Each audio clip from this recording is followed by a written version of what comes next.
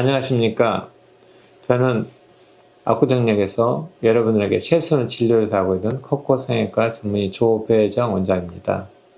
오늘 준비한 자료는 안면 거상 수술에 있어서 다양한 안면 거상 수술 방법과 일시적으로 신경장애 퍼센테이지 비율에 대해서 잠깐 설명해 보도록 하겠습니다. 안면 거상에 있어서 수술적인 방법에 대해서 다시 한번 강조해서 이야기 좀 드리겠습니다. 안면 거상을 주로 원하는 부위는 일반적으로 이렇게 찾아오셔서 팔자주름, 그 다음에 심술보, 볼록한 심술보, 그리고 고개를 숙였을 때 생기는 이중턱, 그리고 살이 있을 때는 목에 이제 목과 이 턱선이 같이 연결돼서 얼굴과 목이 구분이 잘 안 됐을 때 그걸 좀 구분해서 지어서 명확하게 턱선을 만들어서 젊게 보이게 하는 거. 그리고 나이가 들면은 이제 얼굴이 점점 더 아래로 처지고 앞으로 쏠리면서 박스형으로 되거든요. 앞쪽이. 그래서 그런 주름을 좀 이렇게 처져 있는 것을 해결하려고 하는 거. 그리고 이제 이마의 주름, 그 다음에 눈가의 주름, 입가의 잔주름, 이런 게 이제 주름들이 생기죠. 그러면 그건 한 60대, 70대 정도면 그렇거든요. 우리나라 사람들 생각보다 경제적 여유 때문에 또 건강상 많은 관리를 하고 계셔서 얼굴이 예전보다 상당히 많이 젊어 보이세요. 그래서 60대라 할지라도 주름이 별로 없어서 이제는 70, 80 돼야지 이제 주름이 많이 생기는 그런 상황이 있거든요. 자, 제가 이제 오늘은 그러한 각각의 물론 연령대에 따라서 각각의 상태에 따라서 수술하는 방법을 말하는 게 아니고 개괄적으로 전체적으로 어떤 수술 방법들이 있는지 설명을 드리고자 합니다. 수술 방법은 절개식으로 했을 때를 말하는 겁니다. 절개를 했을 때 수술하는 것은 가장 대표적인 것은 피부를 드러내고 안쪽 스마스층을 당기는 것을 여러분들이 스마스 많이 들으셨죠. 스마스층과 피부, 그러니까 속옷과 겉옷 사이를 들어가는 수술법, 그건 피부만 이제 당기는 건데요. 이랬을 때 여러 가지, 거기서도 여러 가지 방법이 있거든요. 그래서 이제 피부만 살짝 들고 잡아 당기는 거 아주 대표적인 간단한 방법이거든요. 그것도 수술이 가능해요. 왜냐하면 우리가 흉터를 당길 때 자르고 속 안쪽을 꼬매고 피부를 꼬매잖아요. 마찬가지 여기도 흉이라고 생각하고 찾았으니까 흉이 있다 생각하고 흉을 제거하고 속층을 꼬매고 피부를 당기는 거죠. 여기서 문제되는 것은 귓볼이 움직이면 안 되겠죠. 앞으로 잡아당겨서. 그래서 귓볼이 중간에 있어야 하니까 뒤도 좀 이렇게 당겨줘야지 귓볼이 이동하지 않겠죠. 허물거리니까.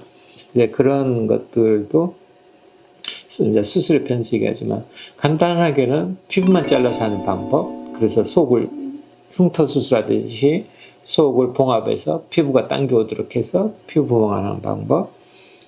그리고 피부를 들어서 스마스층을 당기는데 그게 스마스를 접느냐, 플리케이션이라고 하는데 스마스를 접는 방법, 스마스 속에 있는 스마스 일부를 스마스를 들고 하는 게 아니에요. 스마스를 밑을 방해하지 않고 스마스 위에서 그냥 직접 스마스를 잘라서 일자든 기역자든 여러 가지 방법을 잘라서 하는 플리케이션이라고 합니다.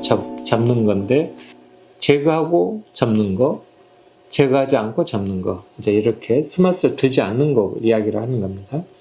이제 스마스 일부를 들어서 제거하는 법, 스마스 밑을 깊게 방해하는 거, 그리고 스마스하고 피부를 약간 들어서 피부랑 같이 당겨서 즉 이제 무슨 말이냐면 스마스는 이쪽으로 가고 피부는 이쪽으로 가고 이렇게 방향이 다르게 보통 하거든요. 근데 그렇지 않고 스마스와 피부를 동시에 같은 방향으로 당겨주는 스마스 플랩이라고 합니다. 그래서 이런 것도 있고요. 하이스마스라 그래서요.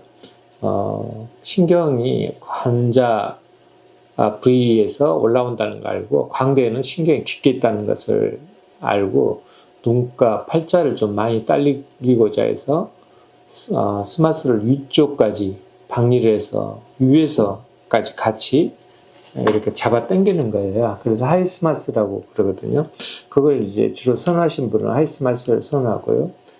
그 다음에 스마스를 많이 들어서 하이스마스는 측면에서부터 주로 오는 것을 말하는 거고요. D플랜은 스마스 안쪽에서 오는 거예요. 그래서 D플랜은 스마스 아래로 들어가는데 사각에서부터 눈꼬리까지에서 시작해서 안쪽으로 들어가서 당기는 건데요. 그 이론은 이제 이쪽 스마스는 움직이지 않는 스마스, 앞쪽은 움직이는 스마스. 그래서 앞쪽에 이동하는 자유스럽게 모바일한 이동하는 스마스를 끄집어 올려야지 제대로 당겨지지. 그래야 팔자가 당겨지고 앞에 저울, 심수보 이런 게 당겨지지. 뒤쪽을 박날 당겨봤자 이쪽 부위만 늘어나거나 또는 이쪽은 딱딱한 부위인데 그것을 이쪽을 당겨서 아무 의미가 없다 이런 건데요. 그래서 앞쪽 것을 당기자. 그러면 앞쪽을 당겨서 스마스층의 앞쪽, 그 다음에 그 앞쪽까지 같이 들어서 하는 방법을 굳이 이렇게 불필요하게 할 필요가 있느냐.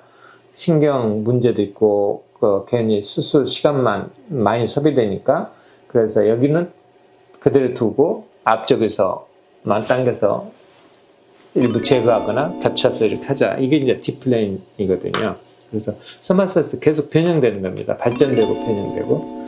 그리고 이제 컴포지트 이렇게 다양하게 하는 방법 중에 하나가 이 살 전체를 뼈 위에서 들어서 같이 한 번에 이렇게 올려주는 거예요. 그래서 이제 내시경적인 것도 동원해서 즉 뼈에서 뼈 골막 밑을 들어서 전체를 끄집어서 위쪽에다 고정시켜주는 수술법이 되겠습니다. 그래서 이걸 이제 복합적인, 그러니까 살덩어리 전체, 우리 얼굴에 있는 연조직 전체를 끄집어 올리는 그런 수술법을 이야기하는 겁니다. 그래서 이제 같이 이렇게 올리는 건데, 이건 이제 앞번호 올릴 때도 보통 컴포지트 이렇게 많이 쓰고요.